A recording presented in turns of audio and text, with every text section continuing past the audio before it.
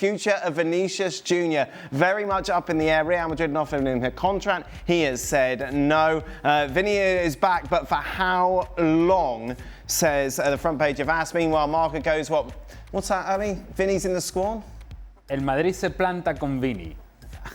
That's hard to translate. Kind of stands firm? Yes, that is exactly what we're going with. There we go. Well done, Dan. Yes. Excellent. Right. Alex, let's start with you in the Spanish capital. Could we really be in a world where Vinny won't be playing for Real Madrid this season?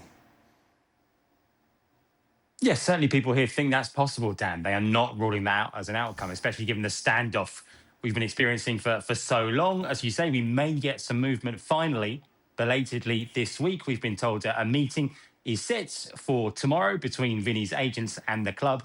And we've also been told that the last couple of weeks since the World Cup, the club have reached out to Vinny and slightly upped their contract offer. However, there's still a big gap between that offer and what Vinny's demands have been. And so far, we haven't had any sign of that gap being bridged. People here at Real Madrid, senior people at Real Madrid, are now, if not in favour, certainly open to the possibility of Vinny leaving this summer. They don't want him to go into the last year of his contract and risk leaving on a free. And people here also believe that Arsenal, the big name that's been mentioned the most often as a possible destination, are the most realistic destination. We know they are genuinely interested. We know that they have looked at the viability of this. We know that although Vinny's camp have denied any contact with Arsenal, other sources say there has been direct contact with Vinny's camp and with the player. So certainly people here don't say that this is all theatre. They say this is a genuine possibility, that right now we cannot say for sure that he will be here in Madrid at the start of the season. What's the big sticking point? Is it comparisons to Mbappe's contract, for example, Alex?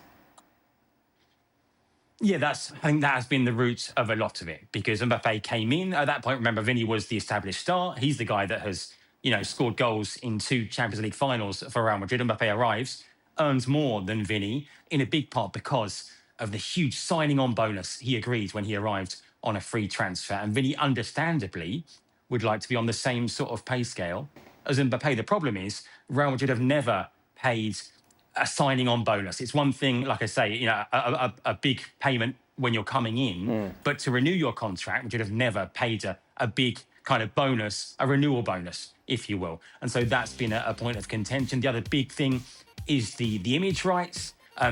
All Real Madrid players, almost every player, it's a 50-50 split between the player and the club in terms of image rights. Mbappé, one of the very few players, just a couple of players ever, who've had a variation on that deal. Mbappé, I think, gets 80% of his image rights and the club gets 20%. Again, Vinny looked at that when Mbappé came in and thought, well, I fancy a bit of that. Why does he get that kind of special treatment and I don't? So it's not just kind of on the field that we've seen difficulties with those two players kind of working as a unit. It's also had a big impact off the field. So I think that parity with Mbappé, I think, is a big part of this. He's got a point, hasn't he, Vinny? Well, he does, but if we just go back, I don't know, 30, 40 years, and you think about how different the game is now as to what it was back then, the fact that players now have access to information like, well, hold on, he's 50-50, he's 80-20, I'm 50-50. I don't know how Jan and Stevie feel about it, but I think we all knew who was making money in the team, but none of us really had access to the information of, well, this guy's got it all, and I don't have enough. Now that this information is readily available, and who makes information readily available, it's also a part of the conversation, because who does this benefit? The fact that you put out this sort of information and then you say, well, this guy's not getting, or I'm not getting what I should be getting, and that guy over there, who, by the way, hasn't been the player that we thought he was going to be for us, and I've been the guy carrying this team, and I'm not making as much as he is, it creates division. It certainly does. And so we ask ourselves, how do these players not get along on the field? Well, part of the reason they don't get along on the field is because off the field, there are concerns. There are concerns in that I should be getting what he has. I earn my place in this team, and I earn a salary that is compatible and comparable to what that guy is getting. And if he's getting 80-20, I should be getting 80-20. And it's the old conversation about when is it too many stars with too much power in the same team. But I think we've reached that point with Real Madrid, in which they haven't been able, and when I say they, I really mean Vini, because I think Mbappe just goes through this and say, well, I just worked out my contract the way I wanted to work out my contract. I got my share the way I wanted my share. So this has nothing to do with me. Real Madrid was willing to pay that to me. My agent worked it out, and I'm in a position in which I accepted it, and we're good. Vini's the one that's saying, well, that's mine. That should be mine. And that is the way that I think Vini has played alongside Mbappe. When Mbappe hasn't been on the field, Vini has been great. When they've played together, neither one of them have been great. And so how, if you're Real Madrid, you make a decision that is best for the team? And if indeed you're making a decision that is best for the team, then you start thinking really about the possibility that perhaps it's best to move on from one of them. And you're not going to move on from Mbappe, and so it makes sense to bank on Vini. But from the outside looking in, it is amazing to me that we're actually having this conversation, that we're realistically having this conversation in which you're saying you have two of the best players in the world and that we can figure out both on the field and now off the field. The mindset of the player today in terms of the money is completely and utterly different from certainly when I played. You know, when I played, it was, I don't know what everybody's getting. We know where you are on the totem pole. The money now has gotten so out of control that it's not really about the money anymore. It's about the ego of getting the same as somebody else. That's probably just the straightforward, simplest way to put it. They've got so much money now that it's actually not about the money. It's about the status. It's about, I need to be up at the top of the totem pole now. And so then it really doesn't matter anymore. So now Vinny probably finds himself in a position where every other person almost on the planet would take 350 grand a week, tax-free, and they'd be like, give me the pen. Mm-hmm. He's not interested anymore. Because somebody else is on maybe 50, 60, 100 more, that's all that matters now. And so that means that his ego is driving what he wants. And he's going to maybe find himself in a position where he's going to end up leaving Real Madrid, even though he maybe doesn't want to, but his ego won't let him. His ego won't let him accept so much more or so much less than Mbappe's getting. And that is just a ridiculous place to be in. Yeah, and what are your thoughts on this? Well, my thought is that, yes, with the boys, has changed a lot. I mean, back in the days when I played in England, we had the players' organization, PFA, told us, you're going there, you're probably going to be there. And he said, OK, I go there. If you say that, you know the wages, and you do that. What I'm thinking of when I've seen the debates the last days, the week, is that this has so big consequences for other clubs. For example, we will talk about Bayern Munich later. If Winnie goes, they will probably go after Olise at Bayern Munich. What about Arsenal? Are they just a card that is played now to get him a better contract at Real Madrid? And so there is a lot of things going on. And to Stevie's point, the players, but these players also are now big companies. This is a big company, Real Madrid, who tried to get a deal with a big company called Vinicius Jr. He have probably 15, 20 people in his entourage just working for him. So we can say that the player don't know what to do. He will probably have so many different people talking in his ear.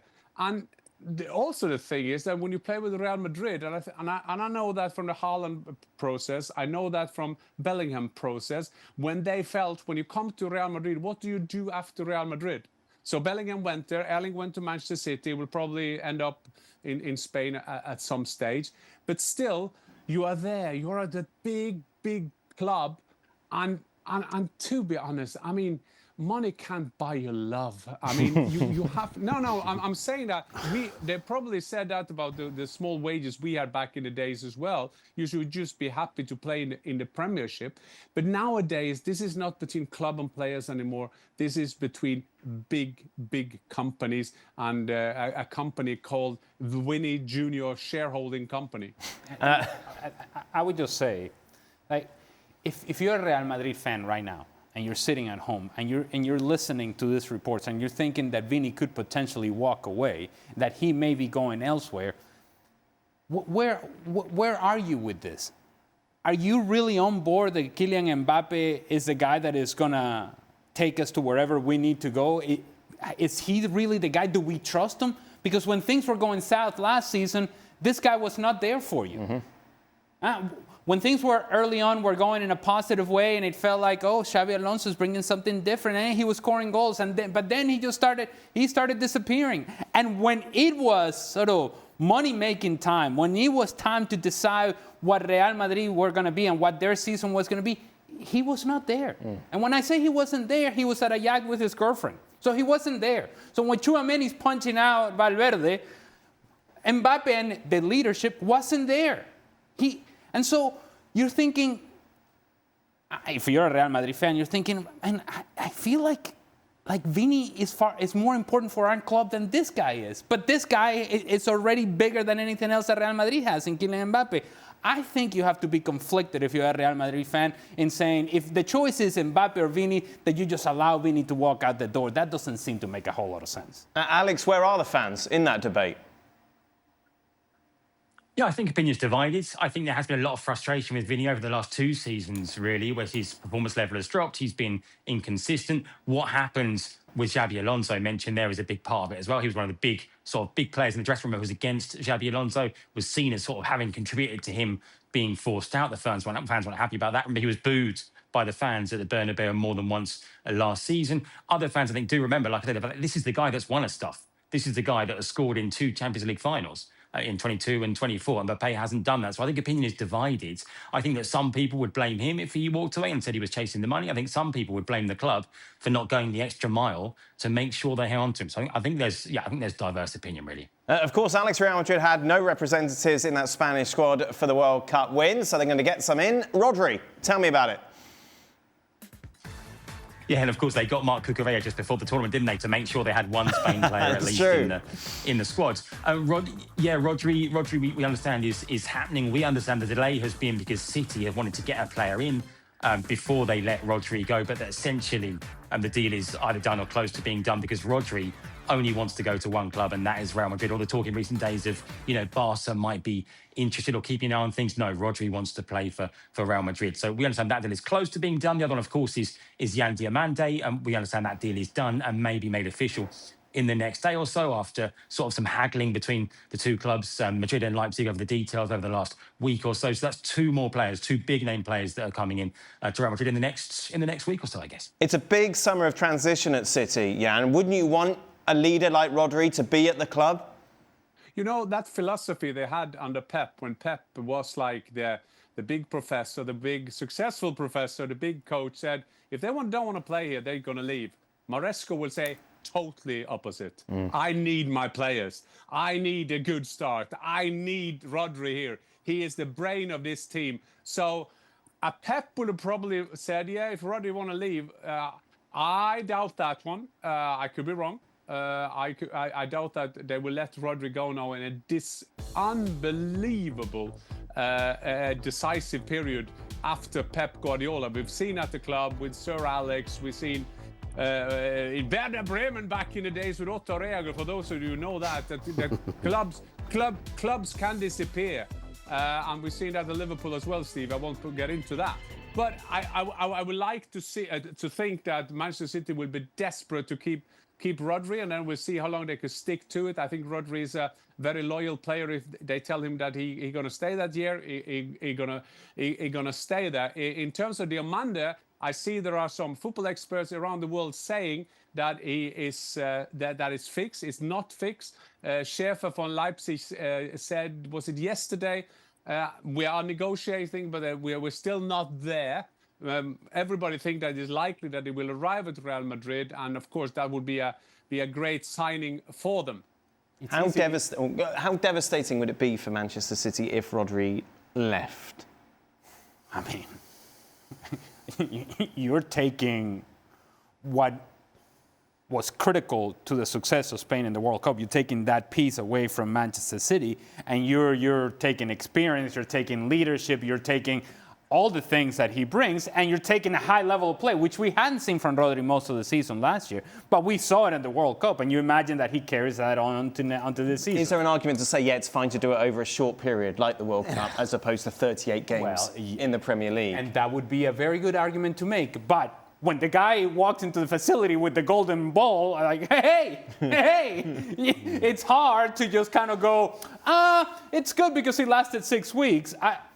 It's just hard, and I think it's something that you touched upon there initially. In a period of transition, you need some people that know, hey, this is what we want to do, this is where we want to get, and this is how we're going to get there. I've been there with the club, I've been there with the national team. I know what this feels like, I know what this smells like. Let me be part of this, or at least if you're the club, you would want him to be part of the process for the now. Perhaps not for the future, but for the now. Once you get your team settled, then you start making decisions on Rodri. I just don't think that you allow this amount of experience to walk out the door. And it's not only him. Bernardo Silva is already gone. So you're talking about players that have been really important to this club, and you're just allowing that experience to walk out, and you're kind of going, okay, how much is too much? This may be too much. It did feel as though last year, though, it was kind of, it could be time to move on, because he was struggling. And he turns around and has a fantastic 8 weeks. But guess what? He needs an operation. So I'm not so sure that Man City are absolutely going to be turning around to him and saying, particularly after what he's done for them, and saying, you're not going. I don't see it. I get the feeling that it's time to move on. And they've just brought Anderson in. And yes, he hasn't been in the building long. And all the other good things that Rodri would add to City in and around the stadium and the building and the training. I just feel as though it's time to move on with Rodri. In terms of the domino effect of the, and I think Jan was talking about it, how it changes for teams around the world, what decisions that are made by Real Madrid or Manchester City. If indeed Yan Diomande is going to Real Madrid, well, that opens the path for Real Madrid to feel a whole lot better about moving on from Vini. Not the same level of player, at least not at this point in his career, but it does. If you are sitting in a boardroom and you're trying to think about the possibilities for Real Madrid, and you're in some way trying to explain to yourself, hey, why does moving away from Vini make sense?